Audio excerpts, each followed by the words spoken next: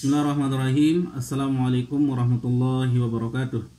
Alhamdulillahirrabbilalamin. Wassalatu wassalamu ala ashrafil anbiya wal mursalin wa ala alihi wa sahbihi ajma'in. Allahumma salli ala sayyidina Muhammad wa ala ali sayyidina Muhammad, amma ba'du.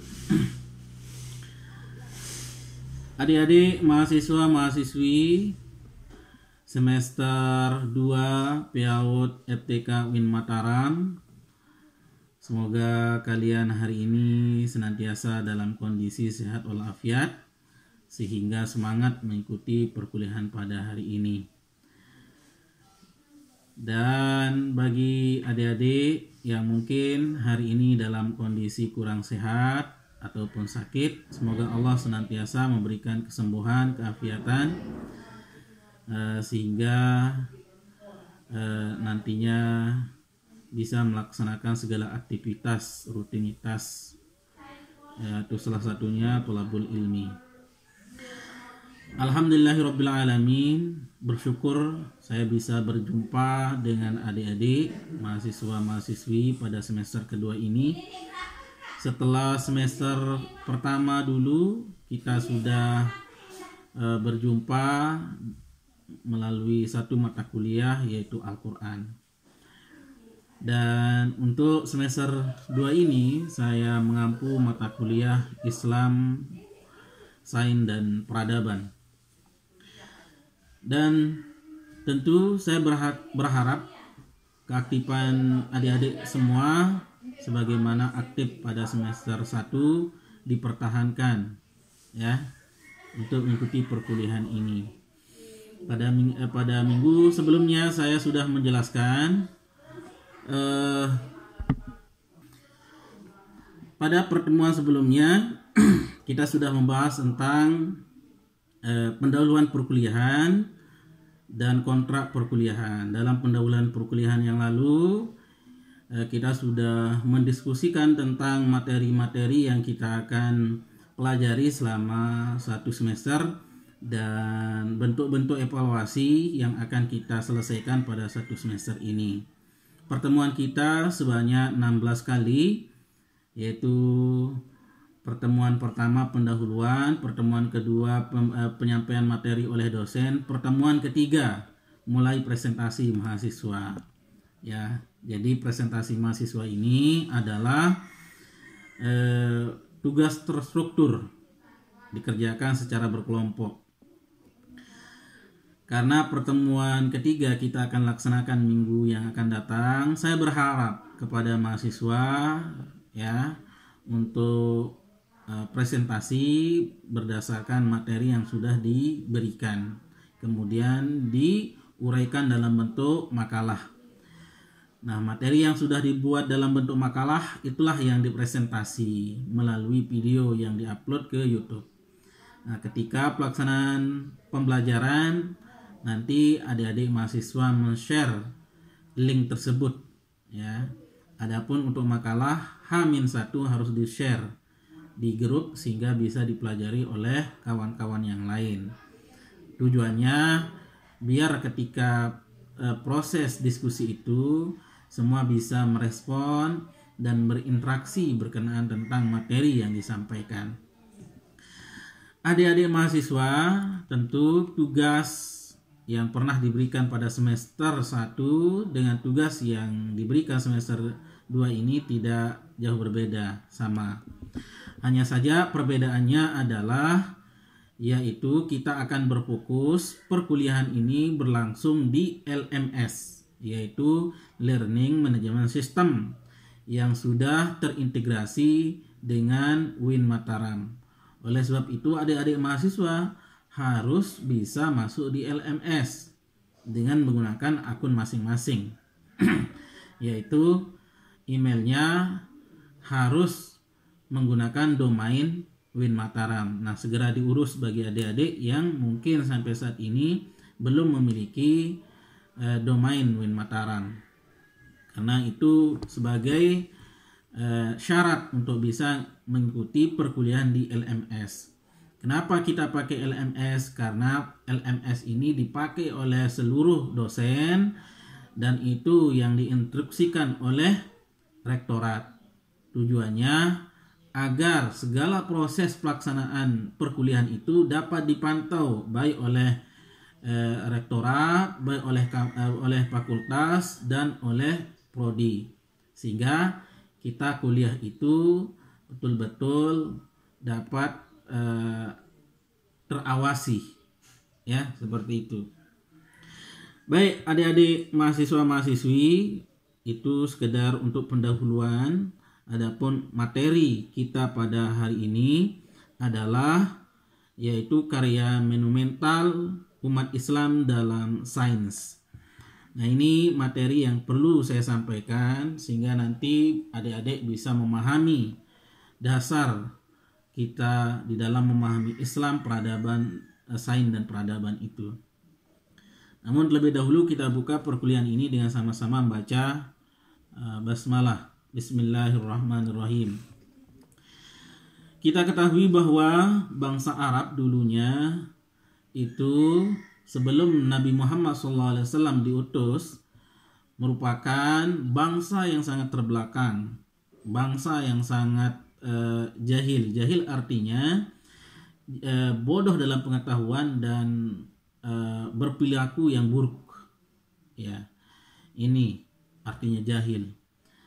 Dan bangsa Arab itu diapit di antara dua Bizantium besar. Sebelah barat itu ada Romawi dan sebelah timur itu ada Persia. Dua peradaban yang besar ini berkuasa di dunia itu tidak kurang dari 10 abad atau 1000 tahun. Artinya mereka sangat menguasai dunia, baik dari Romawi maupun dari Persia. Ya. Nah, di tengah-tengah itu ada bangsa Arab. Bangsa Arab ini bangsa yang tidak mengenal baca tulis, tidak mengenal etika. Ya. Di saat dua kerajaan besar ini ada, di sanalah ada bangsa yang sangat kumuh, sangat bodoh dan seterusnya. Nah, Allah mengutus Rasul di tempat itu, yaitu Rasulullah SAW, dan diceritakan di dalam Al-Quran dalam surah Ar-Rum, yaitu tentang Romawi. Setelah Rasul hadir, diangkat menjadi Rasul, kemudian disuratin dua kerajaan besar ini, ada yang merespon dengan baik, ada yang tidak. Dan hadirnya Islam, dua peradaban besar ini, Romawi dan Persia ini hancur, digantikan dengan peradaban baru namanya peradaban Islam. Umat Nabi Muhammad SAW mendirikan sebuah peradaban Islam semenjak diangkat menjadi Rasul tentunya. Nah, makanya Islam di zaman Rasul itu kemudian dilanjutkan oleh khalifah. 4 khalifah itu disebut sebagai zaman pertumbuhan Islam, ya. Jadi atau disebut dengan Rise of Islam, yaitu zaman pertumbuhan Islam. Jadi trennya naik, seret, ya, peradabannya naik. Kemudian di zaman kedua, yaitu zaman kemajuan Islam itu terjadi di zaman Bani Abbasiyah, ya. Selanjutnya ada kemunduran terjadi di akhir pemerintahan Bani Abbasiyah. Nah, kemunduran itu tentu sampai berdampak sampai saat ini tentunya. Nah, inilah yang menjadi gelora kita bagaimana bangkit kembali supaya Islam itu maju. Sekali lagi karena sejarah sudah mencatat bahwa peradaban Islam pernah menjadi kiblat ilmu pengetahuan dunia. Ya, sekitar abad ke-7 tentunya. Atau kalau kita hijriahkan yaitu 1 hijriah, ya, sampai abad ke-15 kalau kita hijriahkan tentu sampai 11 sampai 9 hijriah. Artinya kurang lebih 7 sampai 900 tahun ya, atau 7 sampai 9 abad Islam menguasai dunia saat itu. Tentu setelah Islam menguasai dunia, karena ada sebab kemunduran ini, setelah itulah masa keemasan Islam itu melayu, statis, bahkan mundur hingga abad saat ini, abad ke-12 ini. Jadi ketika Islam mengalami sebuah supremasi, kejayaan dan kemegahan peradaban yang ditandai dengan maraknya kajian tentang ilmu pengetahuan dan filsafat, sehingga Islam saat itu menjadi mercusuar dunia, baik di belahan timur maupun di belahan barat saat itu. Masa tersebut mampu memproduk para saintis dan filosofis Muslim yang fenomenal kelas dunia. Misalnya dalam fikih kita ketahui, yaitu seperti Imam Malik, kemudian Imam Syafi'i, kemudian Imam Hanafi, Imam Hambali, kemudian ada bidang filsafat seperti Al-Kindi, Al-Farabi, Ibnu Sina, Abu Yazid. Misalnya di bidang sains ada Ibnu Hayyam, kemudian ada Al-Hawarizmi, kemudian Ar-Razi, kemudian ada Al-Masudi. Nah, sumbangsih intelektual yang monumental tokoh-tokoh tersebut menjadikan Islam menjadi kiblat ilmu pengetahuan yang sangat berpengaruh positif terhadap eksistensi kehidupan manusia di kala itu. Dikarenakan tokoh Muslim saat itu mengembangkan keilmuan yang tidak terpisah, pertaniannya, teknologinya, militernya, arsitekturnya, itu tidak membedakan, yaitu terintegrasi agama dan sains. Tidak ada istilah agama kemudian tidak adalah sains, satu dia. Karena paradigma yang dibangun saat itulah adalah paradigma integrasi, ya. Belajar matematika adalah belajar agama juga, belajar sejarah adalah belajar agama juga, bukan hanya belajar fikih, belajar agama itu. Jadi semangat dan gairah belajar itu semuanya berbasis Islam. Kita belajar arsitektur adalah belajar Islam juga. Sebagaimana Al-Quran itu tidak pernah membuat sebuah daftar isi, ini adalah ayat dunia, ini adalah ayat akhirat, tidak ada. Al-Quran itu satu kesatuan, menyatu di dalamnya. Satu surah itu isinya di sana ada gizi, isinya di sana ada teknologi, isinya ada tentang ibadah, puasa, zakat, semuanya satu, menyatu. Inilah yang membangun kekuatan intelektualitas itu. Nah, ironi saat ini terjadi pembelahan atau dikotomi. Oh, ini belajar agama baru masuk surga, kalau belajar dunia nggak masuk surga. Ini adalah sebuah pemahaman yang sangat fatal dan salah, sehingga umat Islam saat ini mengekor, nggak mampu menciptakan produk intelektual. Nah, oleh sebab itu mata kuliah kita yang berbasis integrasi, kampus kita berbasis integrasi ini menyadarkan kita pada mata kuliah ini, yaitu mata kuliah Islam, Sains dan Peradaban.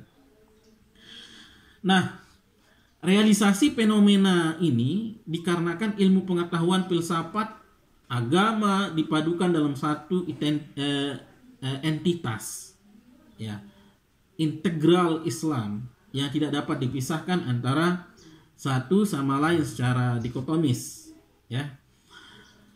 Posisi ilmu pengetahuan dan siapapun yang mencarinya secara religius dipandang tinggi dan mulia. Jadi bukan hanya belajar akidah, akhlak, fikih yang disebut orang yang religius, ya, tapi mempelajari itu semua, pelajari akidah, fikih, dan seterusnya, termasuk mempelajari tentang pertanian, itu juga pembelajaran agama, ya, yang terus dikembangkan, dimanfaatkan untuk kemaslahatan, ya. Jadi mereka saat itu mengeksplorasi, kemudian melakukan invensi ilmu pengetahuan dan filsafat, dan tidak bertendensi terhadap persoalan materi semata, melainkan karena semangat religiusitas mereka termotivasi sebuah keyakinan bahwa aktivitas apapun yang dilakukan selama berdasarkan kepada kemuliaan Islam dan perkembangan Islam dan kejayaan Islam itu adalah manifestasi aplikasi agama atau perintah Allah Subhanahu wa taala. Nah, namun ketika kita berbicara permulaan runtuhnya kejayaan Islam ini, yaitu pada abad ke-12 tentunya, kegemilangan itu bergeser sedikit demi sedikit menjauhi dunia Islam, akhirnya direbut oleh bangsa Barat sampai saat ini. Kenapa terjadi perebutan hak intelektualitas yang luar biasa dari umat Islam ini? Karena terjadinya disintegrasi, tidak laginya menyatu. Orang sudah memisahkan antara ilmu agama dan ilmu dunia. Oh, kalau kamu belajar agama dapat surga, kamu belajar dunia dapat neraka. Ini yang membuat itu rusak pemikiran umat Islam saat itu. Padahal nggak ada istilah ilmu dunia dan agama, semuanya itu dari Allah Subhanahu wa taala menyatu dalam satu kajian, yaitu kajian keilmuan Tuhan, ya. Nah, terjadinya disintegrasi atau dikotomi keilmuan inilah yang menjauhi sains itu dari Islam, ya. Ya, dimulai dari disintegrasi pemerintahan Islam. Islam sudah mulai terkotak-kotak saat itu, ya. Karena rata-rata keturunan khalifah ini mau berkuasa, akhirnya menciptakan kelompok kecil, sehingga kekuatan Islam itu menjadi lemah, berimplikasi kepada kerapuhan, kelumpuhan dalam berbagai aspek kehidupan, baik militer, baik ekonomi, politik, maupun aspek keilmuan lainnya. Nah, setelah kemunduran yang begitu menyedihkan, namun mulai lahir gejolak untuk ingin maju kembali umat Islam, yaitu sekitar abad ke-18, ya.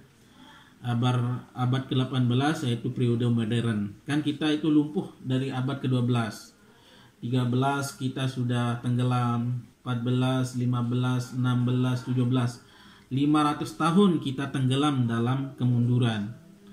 Kemudian abad ke-18 sudah mulai ada tokoh-tokoh yang memuncul untuk kembali maju.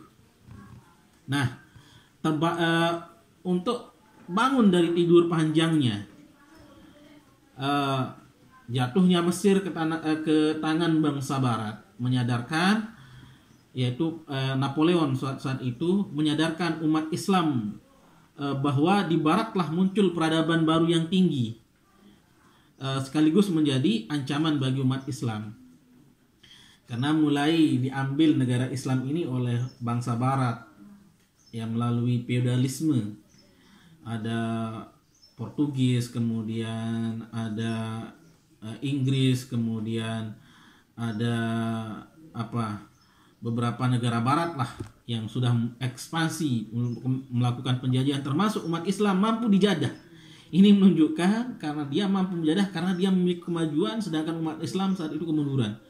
Ketika mereka dijajah, di sanalah lahir, saya mampu dijajah karena saya lemah.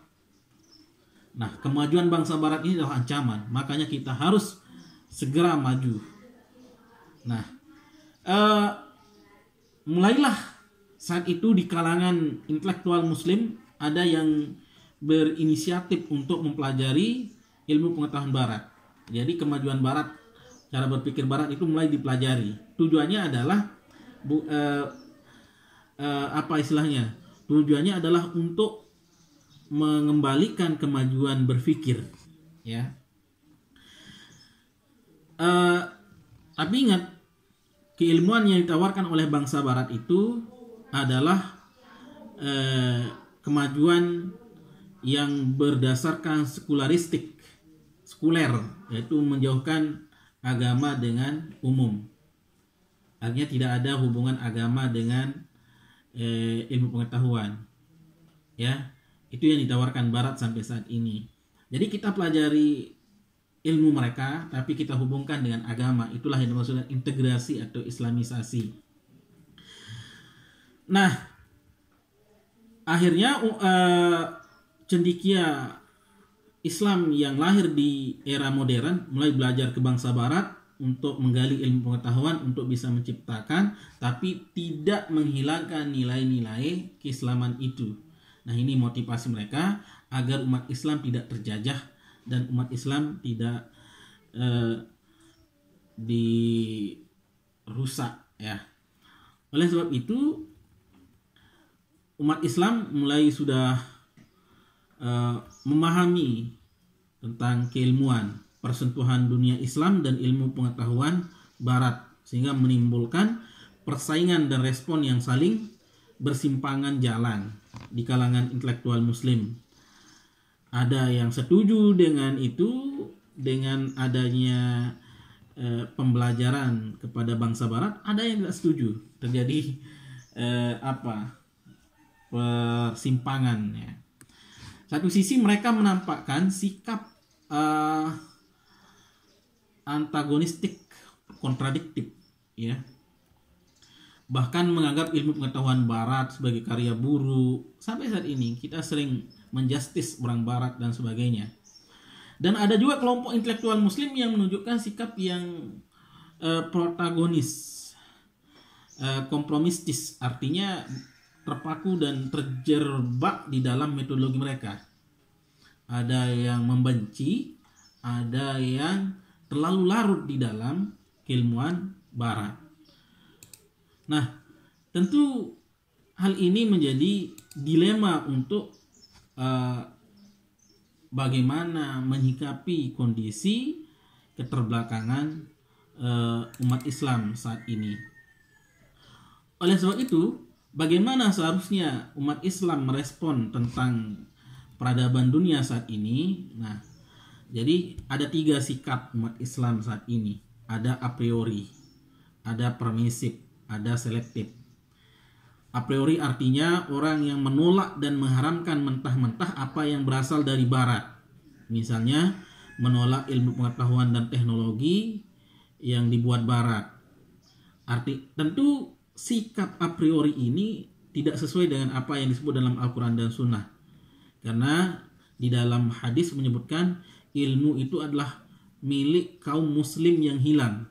Maka di mana saja ilmu itu berada, dapatkan ia. Andai kata ilmu itu di barat, dapatkan, karena itu adalah ilmu Allah, ya. Jadi artinya sikap kita tidak bagus kita a priori, ya. Belajar, silahkan belajar selama itu membawa kemaslahatan, walaupun belajar ke barat. Yang kedua, permisif. Sikap umat Islam berikutnya itu menyikapi peradaban barat hari ini adalah permisif. Permisif artinya sikap kebalikan dari a priori, yaitu kelompok yang umumnya kaula muda menjiplak habis-habisan segala sesuatu yang berbau barat tanpa ada proses penyaringan. Mereka menganggap sistem Islam ini ketinggalan zaman. Akhirnya mereka mengikor ke barat. Akhirnya lahirlah orang